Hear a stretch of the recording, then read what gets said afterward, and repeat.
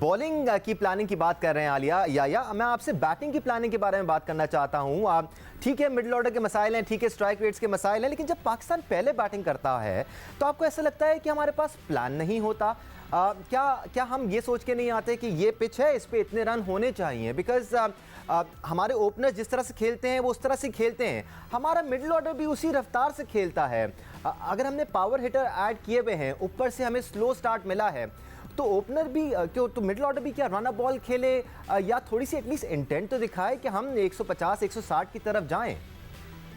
बिल्कुल दानिश, एक्चुअली हमारे साथ तो धोखा हो गया। हमारे साथ ये वादा थोड़ी था ऐसी पिच का कि इस पे स्पिनर खेलेंगे और आपको पता है ये बात मानने वाली है कि पाकिस्तान की तरफ से रिजवान और बाबर अगर नहीं बड़ी इनिंग्स खेलते तो हम आसानी से फारिग हो जाते हैं। यही क्वेश्चन मार्क है, एक्चुअली यही पॉइंट है जिसके ऊपर हम बात कर रहे हैं। लेकिन एट द सेम टाइम अगर आप पॉजिटिव निकालना चाहें तो ये भी है कि पाकिस्तान अपने कंफर्ट जोन से निकला है, अपनी वीकनेसेस सामने रखी हैं। अच्छा, आप इंटेंट की बात कर रहे थे शुरू में, तो मुझे तो ऐसा लग रहा है कि वो इंटेंट ज्यादा शो कर रहे थे, सब आउट होते जा रहे थे और एग्जीक्यूशन का उनको बिल्कुल नहीं पता था कि ये इस वक्त सिचुएशन क्या है और हमारी डिमांड क्या है कि हमने इस सिचुएशन के मुताबिक कैसे खेलना है। मजे की बात, 15 बाउंड्रीज लगी, मतलब 60 रन हो गए, वाइड के 10 रन हो गए, तो जो बाकी 105 बॉल्स हैं उससे 60 स्कोर हुआ है T20 में। अंदाजा करें आप, 105 बॉल्स पे 60 स्कोर हुआ है T20 में। तो बात ये है कि आपको विदाउट रियलाइजेशन आप जो है इस तरह नहीं जा सकते कि टीम की इसको क्या जरूरत है और आपने किस तरह खेलना है और क्या कैसे करना है। ये चीजें जो है ना, ये बिल्कुल समझ नहीं आ रही कि क्या अगर उनकी मैनेजमेंट ने पिच को रीड अच्छा किया तो क्या हमारी मैनेजमेंट नहीं कर पाई। अच्छा, उसके बाद अभी जो बात हो रही है वो बड़ी जबरदस्त है, क्योंकि बॉलिंग चेंजेस जो होती हैं वो कप्तानी का एक बड़ा आर्ट कहलाता है। और आज आप देख रहे हैं कि हमें वो कंफर्ट नहीं मिला, उन्होंने अपने स्पिनर्स हम पे लगाए रखे और हमने उनको कितने मजे से अपने दोनों फास्ट बॉलर लगा के दे दिए और वो मजे से जनाब उन्होंने 50 प्लस स्कोर कर लिया पावर प्ले में। लगाए रखे हमने आलिया, इवन दो वो पिट रहे थे हमने लगाए रखे। जी, यही तो पॉइंट है ना। अब उसके बाद वो कहेंगे जी आपको क्रिकेट का क्या पता, वो पाकिस्तान का कप्तान है इतना बड़ा और आप इस तरह की आप लोग बातें करते हैं।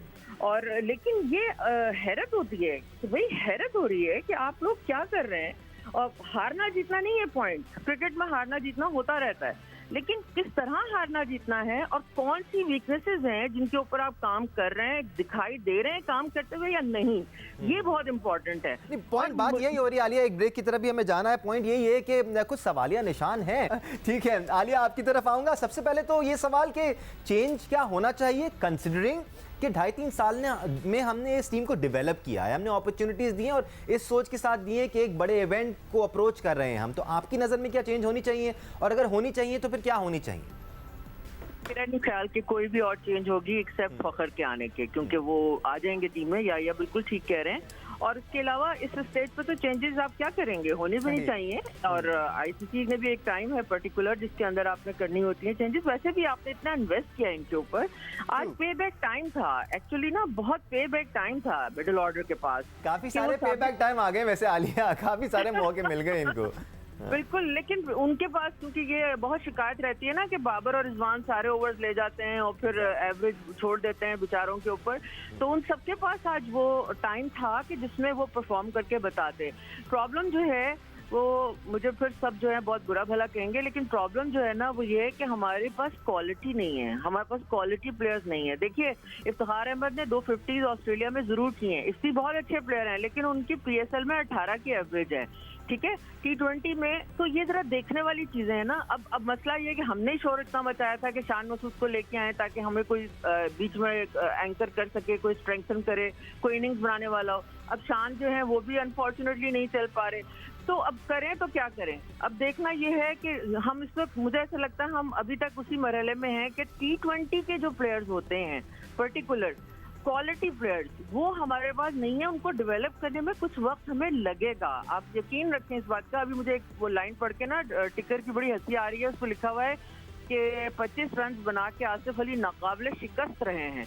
तो पाकिस्तान की टीम जो है, मगर ये खुशी की बात है मुझे, बाय द वे ये पॉजिटिव लगा है। ठीक है वो छक्के नहीं लगा सके, लेकिन उन्होंने कम से कम इनिंग्स तो बनाई, कुछ खेला तो सही ना, मतलब अदरवाइज तो वो बिल्कुल नहीं खेल पा रहे थे। तो आपको ये देखना पड़ेगा कि T20 के प्लेयर्स की वो T20 वाला माइंडसेट भी हो और उनके पास कोई स्किल भी हो। खाली माइंडसेट, खाली इंटेंट के साथ आप मैचेस नहीं जीत सकते।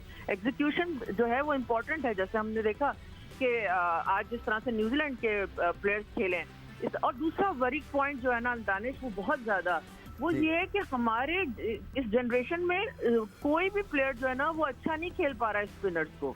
ये बड़ी ही खौफनाक बात है, और ये आज की बात नहीं है। इंग्लैंड के खिलाफ अभी जो सीरीज हुई है उसमें भी देख लीजिए आप, हमारा ये बहुत बड़ा क्वेश्चन मार्क है हमारे प्लेयर्स पे। इवन बाबर आजम भी अच्छे लेगी के खिलाफ स्ट्रगल करते हैं, अगर उनको प्रॉपर गूगली पड़ जाए या फिर कोई चाइना में आ जाए तो वो थोड़ा स्ट्रगल करते हैं।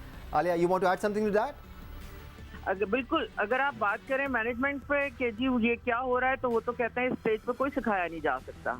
तो जब सिखाया नहीं जा सकता तो फिर फुल स्टॉप है, ना कोई सीखने को तैयार है ना सिखाया जा सकता है। सिखाया नहीं जा सकता।